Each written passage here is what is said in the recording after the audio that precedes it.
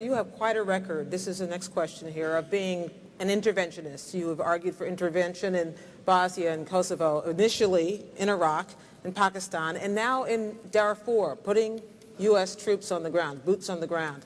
Is this something the American public has a stomach for? Well, I think the American public has a stomach for success. And my recommendations on Bosnia, I admit I was the first one to recommend it, they saved tens of thousands of lives. And initially, John McCain opposed it along with a lot of other people. But the end result was it worked.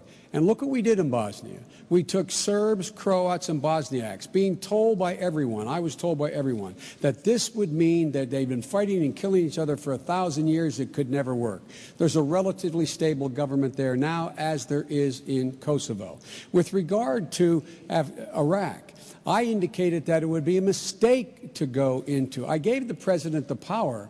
I voted for the power because he said he needed it not to go to war, but to keep the United States, the UN in line, to keep sanctions on Iraq and not let them be lifted.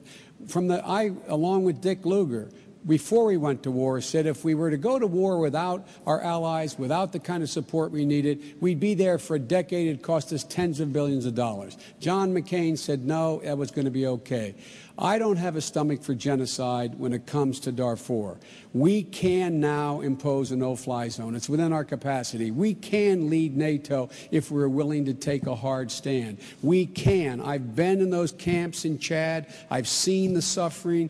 Thousands and tens of thousands of people have died and are dying. We should rally the world to act, and we should demonstrate it by our own movement to provide the helicopters to get those 21,000 forces of the African Union in there now to stop this genocide. Thank you, Senator. Governor. Oh, man, it's so obvious that I'm a Washington outsider and someone just not used to the way you guys operate, because here you voted for the war and now you oppose the war. You're one who says, you know, as so many politicians do, I was for it before I was against it, or vice versa. Americans are craving that straight talk and just want to know, hey, if you voted for it, tell us why you voted for it. And it was a war resolution. And you had supported John McCain's military strategies pretty adamantly until this race. And you had opposed very adamantly Barack Obama's military strategy, including cutting off funding for the troops that attempt all through the primary. And I watched those debates, and so, you know, I remember what those were all about. But as for Darfur, we can agree on that also. The support of the no-fly zone, making sure that all options are on the table there also. America is in a position to help. What I've done in my position to help as the governor of a state that's pretty rich in natural resources, we have a $40 billion investment fund, a savings fund called the Alaska Permanent Fund.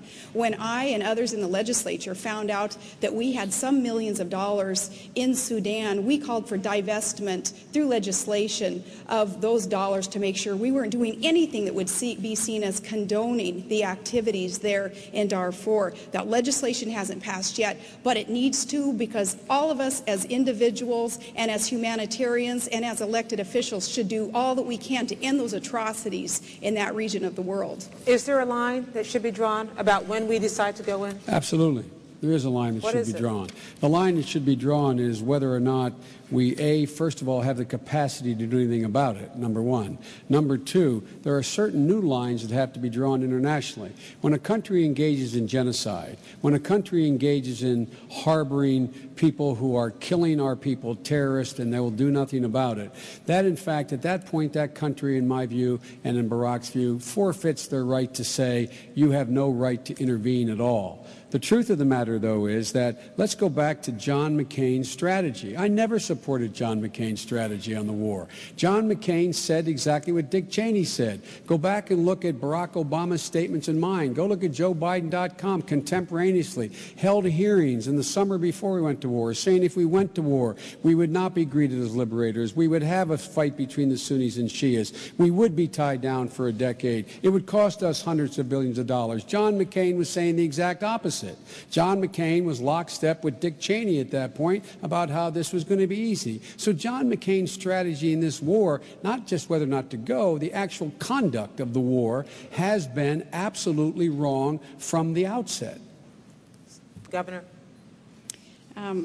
I beg to disagree with you again here on whether you supported Barack Obama or John McCain's strategies. Here again, you can say what you want to say a month out before people are asked to vote on this, but we listened to the debates. I think tomorrow morning, the pundits are going to start doing the who said what at what time, and we'll have proof of some of this. But again, John McCain, who knows how to win a war, who's been there, and he's faced challenges, and he knows what evil is, and he knows what it takes to overcome the challenges here with our military. He knows to learn from the mistakes, from the blunders that we have seen in the war in Iraq especially. He will know how to implement the strategies, working with our commanders, though, and listening to what they have to say, taking the politics out of these war issues. He'll know how to win a war. Thank you, Governor. Probably the biggest cliche about the vice presidency is that it's a heartbeat away. Everybody's waiting to see what would happen if the worst happened. How would you disagree on some things from your principles? You disagree on Alaska, drilling in Alaska, the National Wildlife Refuge. You disagree on surveillance law, at least you have in the past. How would a Biden administration be different from an Obama administration if that were to happen? Well, God forbid that it would ever happen. It would be a national tragedy of historic proportions if it were to happen. But if it did, I would carry out Barack Obama's policies, his policies of reinstating the middle class, making sure that they get a fair break, making sure that they have access to affordable health insurance, making sure they get serious tax breaks, making sure that we can help their children to get to college, making sure we have an energy policy that leads us in the direction of not only toward independence and a cleaner environment, but an energy policy that creates 5 million new jobs, a foreign policy that ends this war in Iraq, a foreign policy that goes after the one mission the American public gave the president after 9/11, to get and capture or kill bin Laden and to eliminate al-Qaeda. A policy that would in fact engage our allies in making sure that we knew we were acting on the same page and not dictating.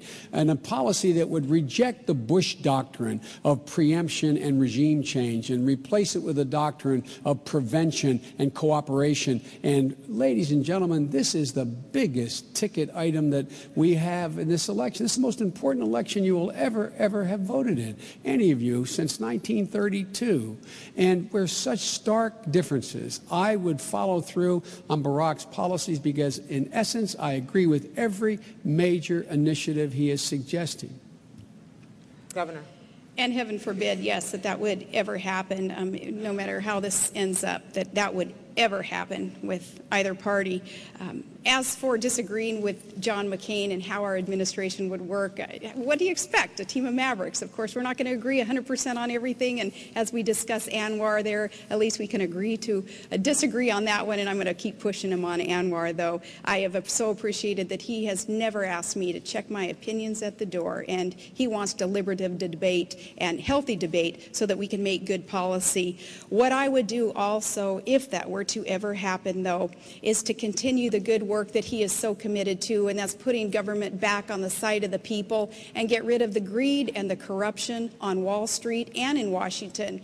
I think we need a little bit of reality from Wasilla Main Street there brought to Washington, D.C., so that people there can understand how the average working class family is viewing bureaucracy and the federal government and Congress and the inaction of Congress. Just everyday working class Americans saying, you know, government, just get out of my way if you're going to do any harm and mandate more things on me and take more of my money and income tax and business taxes.